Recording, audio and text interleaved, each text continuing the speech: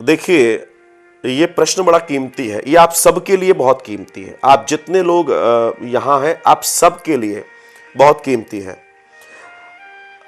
Digital solution, Radhe Radhe Guruji, how to success in life. See, मैं जो मन को एकाग्र करने की बात कर रहा हूं, this is also related with success, with the hike of things. So एक बार इसको जरूर आप समझें, बिकॉज अगर हमारा मन एकाग्र हो गया, अगर हमने मन को स्थिर कर लिया, so definitely you can find each and everything related with your life, what ever you want, each and everything is possible. Just एकाग्र योर मन, अपने मन को एकाग्र करना बहुत आवश्यक है। सो प्रमित शुक्ला मन को एकाग्र करने के लिए क्या करें? हम चलते हैं हमारे शास्त्रों में, क्योंकि दुनिया के जितने प्रश्न हैं उन सबके जवाब हमारे शास्त्रों में दिए हुए हैं। बस अंतर इतना है कि हम उस बात को समझ पाए। भौमिक जी, गुरुजी, और एक प्रश्न, नरक का फियर कैसे दूर करें मन से? नरक का फियर, हम ऐसे कर्म ही क्यों करें कि नरक मिले? जस्ट इमेजिन कि हम स्वर्ग की यात्रा में जाने वाले हैं, हमारे डीड्स बहुत अच्छे हों, कर्म बहुत अच्छे हों। नरक और स्वर्ग भी हम यहीं जी रहे हैं। आप अगर गलत कार्य कर रहे हैं तो वो नरक जीना हो गया, अगर आप अच्छे कार्य कर रहे हैं तो स्वर्ग जीना हो गया। सिंपल, इससे ज्यादा कुछ नहीं है। मैंने आपको एक ही चीज बोले, what you just doing you will get that from where, आपको वहां से वही मिलने वाला है। तो मन को एकाग्र कैसे करें? हमारे यहाँ नारायण के जो अवतार है उनमें 24 अवतार में से एक अवतार है भगवान कपिल देव का अवतार। भगवान कपिल देव ने अपनी माता देवहूति को बड़ा ज्ञान दिया। तो माता देवहूति ने जब भगवान कपिल देव से प्रश्न करे थे, ये बहुत बड़ी सुंदर व्याख्या है, बड़े बड़े मैनेजमेंट गुरु इस चीज को उठाते हैं और बात करते हैं। तो भगवान कपिल देव से उनकी मां पूछती हैं कि कृपा कर मुझे बताएं कि मन को संयम कैसे करें और मन को एकाग्र और संयमित करने का साधन क्या है। बस ये चीज बहुत समझने वाली है। तब भगवान कपिल देव ने माता देवहूति को इस प्रश्न के जवाब में कहा, मां, मन को संयमित करने के, सिर्फ एकाग्र करने के सिर्फ 2 साधन हैं, और जो जिसने ये कर लिया उसको सब मिल जाएगा।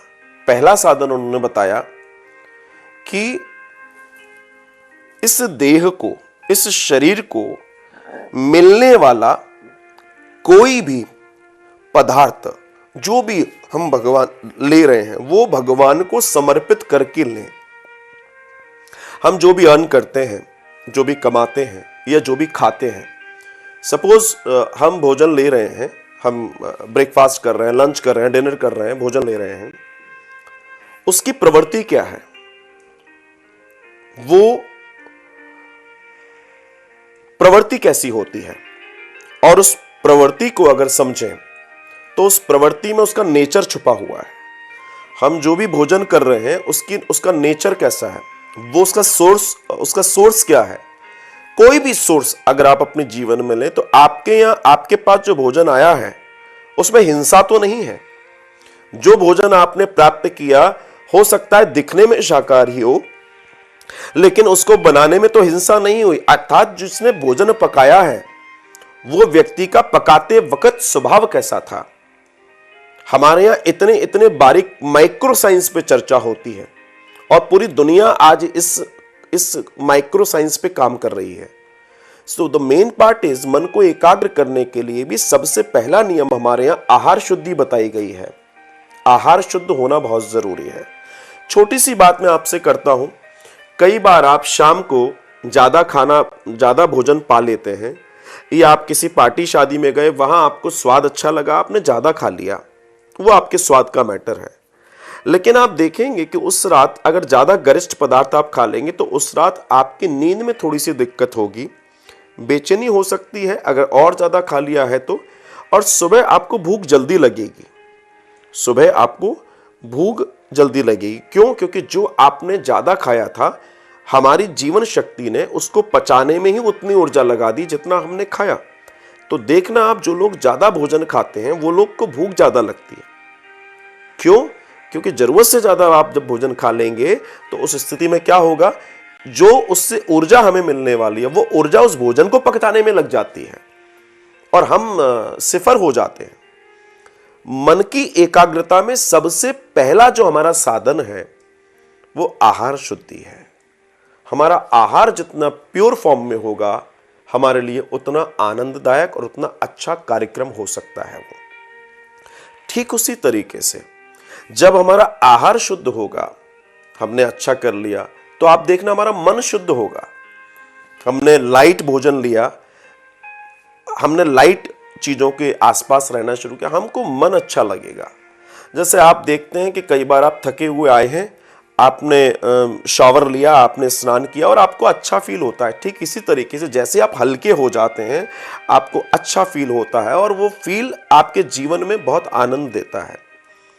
तो मन को एकाग्र करने के लिए सबसे पहले इंद्रिय संयम चाहिए, और वो इंद्रिय संयम करने के लिए हमारे जीवन में सत्संग होना चाहिए, हमारे जीवन में आध्यात्मिकता होनी चाहिए। लाइक मर्सी, दया, प्रेम, करुणा, ऐसी भावना जब होती है तो मन को एकाग्र करना बड़ा मुश्किल नहीं होता, बहुत सरल हो जाता है। क्यों?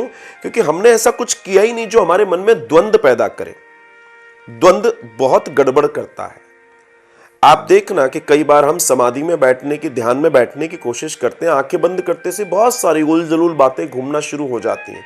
क्यों हो जाती हैं? क्योंकि जो हमारे साथ घटा है सबसे पहले वो हमारे मानस में आएगा, हमारे ब्रेन में वो घूमेगा, हमारी मेमोरी में वो घूमेगा, वो हमें विचलित करता है। अगर हम उसको बहुत बारीकी से देखें तो वो हमारी लाइफ का एक हिस्सा बन गया है, जो हमारे सबकॉन्शियस माइंड ने, जो हमारा सुप्त दिमाग है, जो हमारे सोने पर भी काम करता है, उस सबकॉन्शियस माइंड में वो घटना बैठी होती हैं और वो कहीं ना कहीं हमें डिस्टर्ब करती हैं।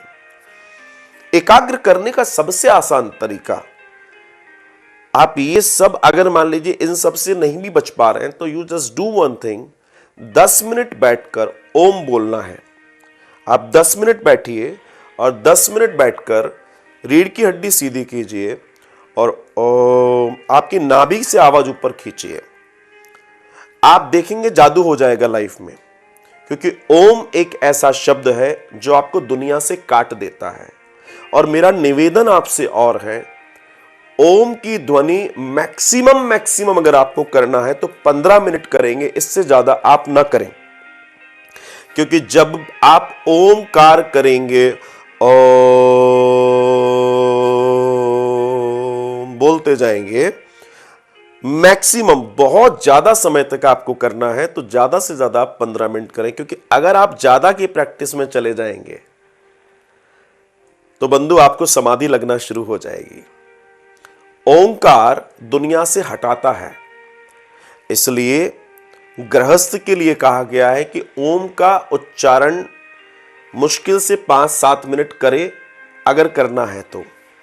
लेकिन अगर आप कर रहे हैं मैक्सिमम 15 मिनट से ज्यादा ओंकार ना करें प्रतिदिन, वरना आप एकांत अच्छा पसंद करने लगेंगे। आप भीड़ में भी होंगे तो आपको आनंद आएगा, क्योंकि आप एकाकी हो जाएंगे, आप आनंद से भर जाएंगे। ये इतना ताकतवर ओंकार जो है, इतना ताकतवर है जिसकी आप कल्पना नहीं कर सकते। आप इससे बहुत आसानी से समाधि लगा सकते हैं, ध्यान लगा सकते हैं, विरक्ति पा सकते हैं। इसलिए मैं आपसे कह रहा हूं, गृहस्थ को बहुत ज्यादा समय तक ओंकार नहीं करना चाहिए। ज्यादा से ज्यादा 10 से 12-15 मिनट तक ओम उच्चाटन करें। उससे ज्यादा करेंगे तो आपकी फैमिली से आपकी दूरी बढ़ने लगेगी। आपको लगेगा कि नहीं, अब आनंद नहीं आ रहा, अब तो मैं अपने जीवन की यात्रा अपने तरीके से करूंगा। सो इस बात पर थोड़ा सा विचार जरूर कीजिएगा।